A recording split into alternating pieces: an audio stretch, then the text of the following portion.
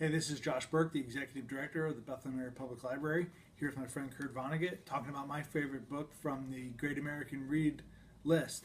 The funny thing is, I don't even know if the Sirens of Titan is actually my favorite book on the list, or even my favorite Vonnegut book, but he's probably the most important author to me on there, so that's why I chose him for my vote.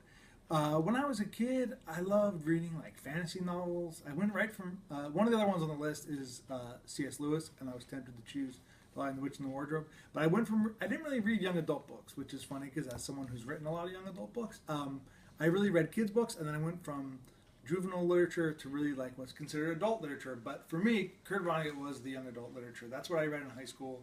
That's what taught me to love books in like sort of a deeper way. That's what I connected to as an adolescent. I just found him so funny and so wise and so thoughtful about the big questions that you ask yourself when you're a teenager. And, you know, even though Sirens of Titans is a book, it's a science fiction book. It's about a Martian invasion. But it's about all these big questions about, you know, free will and what it means to be alive.